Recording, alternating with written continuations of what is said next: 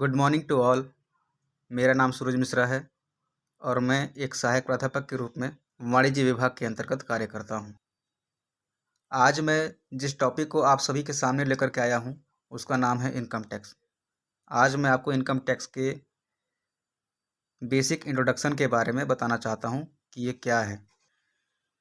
Income tax के basic introduction की अगर बात की जाए तो इनकम टैक्स हम उस टैक्स या उस कर व्यवस्था को कहते हैं जिसके अंतर्गत किसी भी व्यक्ति, संस्था या पार्टनरशिप फर्म के द्वारा प्रत्यक्ष रूप से कमाई गई राशि पर सरकार को निर्धारित गत वर्ष की आय पर कर निर्धारण वर्ष में हमें कर भुगतान करना होता है, जिसे हम इनकम टैक्स के रूप में संबोधित करते हैं।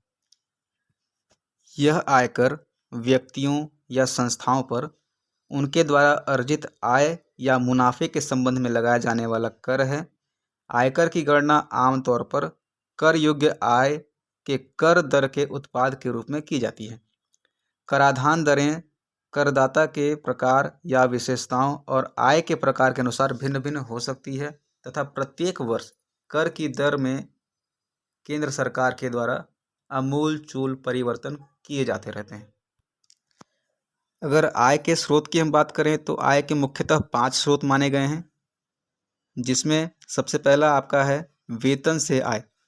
यदि आप किसी संस्था में किसी पेशेवर पद पे अगर आप काम कर रहे हैं तो आपको प्रत्येक माह के अंत में जो राशि प्राप्त होती है उसे हम वेतन कहते हैं।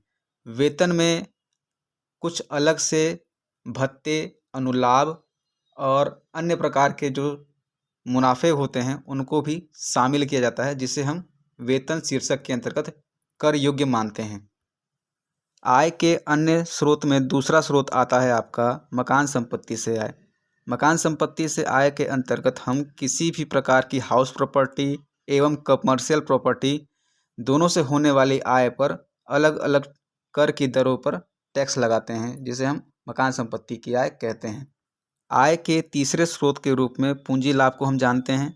यदि हम किसी भी प्रकार का निवेश, चाहे वो अंश में हो या किसी प्रकार के बॉन्ड में हो या किसी प्रकार की संपत्ति में हो या किसी प्रकार के ज्वेलरी में करते हैं, तो भविष्य में जब हम उसकी खरीदी या बिक्री करते हैं तो उस खरीद और बिक्री से होने वाले लाभ को पूंजी लाभ के रूप में हम जानते हैं। आय के चौथे स्रोत के रूप में व्यापार एवं पेशे की आय को हम मानते हैं।